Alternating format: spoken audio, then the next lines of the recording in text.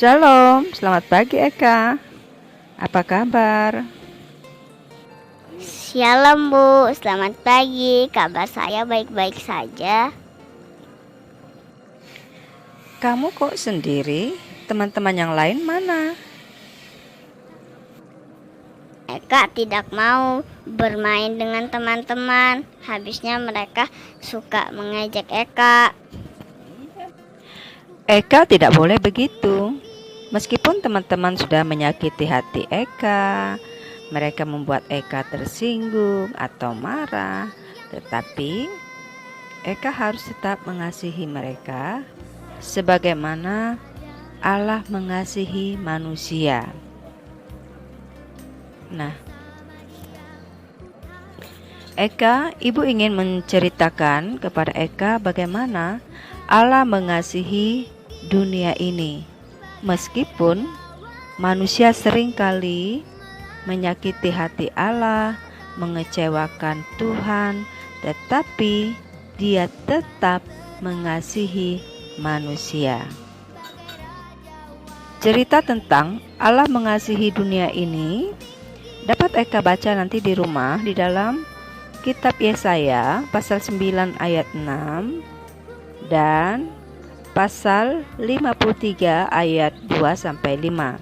Kemudian di dalam Daniel 2 juga ada. Lalu di dalam Lukas pasal 2 ayat 11. Ketika Adam dan Hawa jatuh ke dalam dosa, maka sudah pasti manusia akan dibinasakan di dalam api neraka.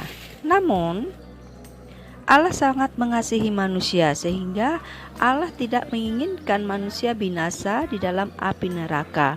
Oleh sebab itu, Allah mengutus banyak nabi kepada umatnya untuk mengajarkan orang-orang tentang kasih Allah dan bagaimana mereka harus melayani Allah agar mereka tidak dibinasakan.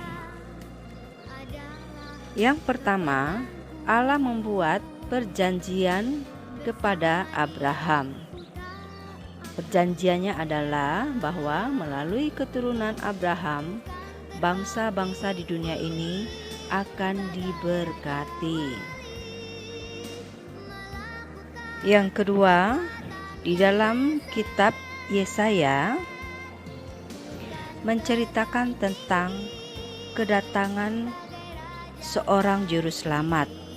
Di dalam kitab Yesaya diceritakan bahwa akan lahir seorang anak dan anak ini akan menjadi raja untuk selama-lamanya. Di dalam kitab Yesaya juga mengatakan bahwa Allah akan mengirim keselamatan kepada semua orang dan bahwa juru selamat akan menghapus segala dosa dan penderitaan kita. Yang ketiga, di dalam kitab Daniel menceritakan tentang janji penyelamatan juga, yaitu melalui arti mimpi Raja Nebukadnezar, di mana raja bermimpi melihat batu yang menghancurkan segala kerajaan yang lain. Batu itu tumbuh menjadi besar. Nah, demikianlah kerajaan Yesus akan tumbuh besar dan akan menjadi kerajaan yang kekal.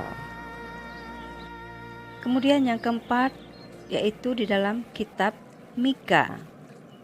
Nabi Mika berkata bahwa seorang juru selamat akan datang di Bethlehem. Dan Nabi Zakaria juga berkata bahwa sang raja yang besar akan membawa keselamatan. Nah, Eka, masih banyak lagi di dalam kitab-kitab yang lain, bahkan juga nabi-nabi yang lain menceritakan bahwa akan datang seorang penyelamat manusia.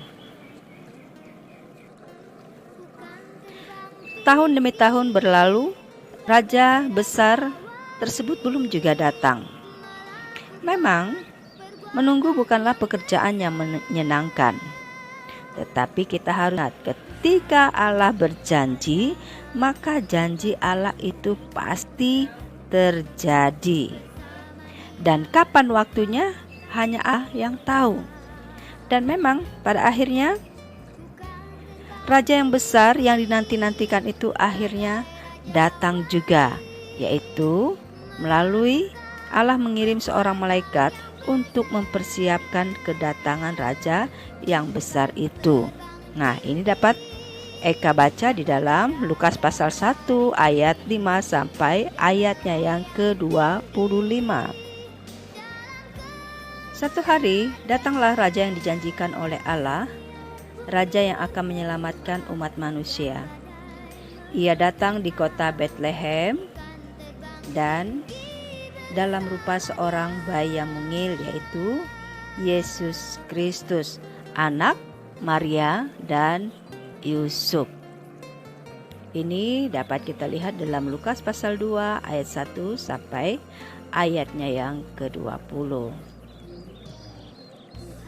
Eka tahu ini adalah berita yang sangat luar biasa, kabar yang sangat mengembirakan, di mana akhirnya lahir seorang juru selamat yang akan menyelamatkan manusia dari api neraka yang dinanti-nantikan oleh orang ribuan tahun yang lalu, sekarang sudah hadir di dunia ini.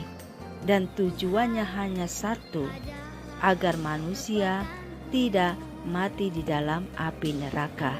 Nah, ini adalah bukti kasih Allah kepada dunia ini. Ia rela mengorbankan anaknya yang tunggal untuk menjadi sama seperti manusia. Melalui pelajaran ini, kita belajar bahwa meskipun orang lain sering menyakiti hati kita, kita harus tetap memaafkan dan mengasihi mereka, mengampuni mereka, seperti juga Allah kepada manusia. Ingat, manusia sering kali menyakiti hati Allah, sering membuat Allah bersedih. Tetapi Dia tetap mengasihi manusia, bahkan mau dan rela memberikan anaknya yang tunggal untuk mati di atas kayu salib agar manusia dapat diselamatkan. Nah, ada ayat yang sangat terkenal, yaitu Yohanes pasal 3 ayat 16.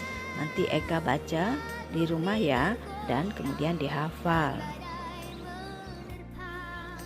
Firman Tuhan di dalam Yohanes 3 ayat 16 berkata, "Karena begitu besar kasih Allah akan dunia ini, sehingga Ia telah mengaruniakan anaknya yang tunggal, supaya setiap orang yang percaya kepadanya tidak binasa, melainkan beroleh hidup yang kekal." Nah, Yesus telah memperbaiki hubungan antara manusia dengan Allah yang rusak tersebut di atas kayu salib. Yesus sudah mendamaikan manusia dengan Allah. Allah telah menyediakan jalan keselamatan bagi umat manusia. Apakah semua manusia akan diselamatkan? Tentu saja tidak, karena firman Tuhan bilang, siapa yang percaya kepada Yesus, bahwa Yesus anak Allah, bahwa Yesus Tuhan, bahwa Yesus ada juru selamat, dialah yang akan diselamatkan. Nah, kita bersyukur kalau saat ini kita sudah percaya kepada Yesus. Kita sudah percaya bahwa Dia telah menyelamatkan kita. Kita percaya bahwa Dia mati di atas kayu salib karena dosa-dosa kita. Kita bersyukur. Oleh sebab itu, sebagai rasa ucapan syukur kita, nah, kita harus mengampuni orang lain. Jadi, sebagai rasa ungkapan syukur Eka bahwa Eka telah diselamatkan, Eka harus memaafkan, mengasihi teman-temannya, karena Tuhan juga telah mengasihi Eka terlebih dahulu. Oke, jadi Ibu ingin Eka mulai saat ini memaafkan teman-teman dan mengasihi teman-teman, lalu bermain bersama-sama dengan teman-teman lagi ya. Iya Bu, Eka berjanji akan mengasihi teman-teman lagi dan akan bermain dengan teman-teman lagi. Puji Tuhan, Ibu bersyukur sekali karena Eka mau berjanji akan mengampuni teman-teman yang telah menyakiti hati Eka dan akan mengasihi mereka. Dan Ibu berharap juga teman-teman yang lain juga dapat melakukan apa yang Eka lakukan. Nah, Eka, Ibu ingin memberi tugas untuk Eka dan teman-teman yang lain yang kelas 5. Tolong kerjakan tugas yang ada di buku lembaran kerja. Kalau selesai, nanti diserahkan kepada Ibu ya. Tolong sampaikan kepada teman-teman yang lain agar mereka juga mengerjakan tugasnya. Baik Bu, Eka akan sampaikan dengan teman-teman yang lain. Baiklah, Eka, Ibu akan melanjutkan olahraga Ibu dulu. Nah, Eka juga silakan melanjutkan olahraganya supaya kita semua menjadi sehat. Tapi sebelumnya kita berdoa dulu ya. Ibu minta Eka yang memimpin kita di dalam doa. Baiklah, mari kita berdoa. Allah pengasih, kami berterima kasih atas cinta dan sayang-Mu bagi kami, orang-orang berdosa. Kami bersyukur atas anugerah yang Allah berikan, yaitu Yesus Kristus, Juru Selamat dunia. Tambahkanlah iman percaya kami kepada Yesus Kristus dan tolonglah kami untuk selalu taat kepada Allah. Dalam nama Tuhan Yesus Kristus kami berdoa, amin. Terima kasih Eka untuk doanya. Ibu ucapkan selamat pagi, Tuhan Yesus memberkati. Selamat pagi juga Bu.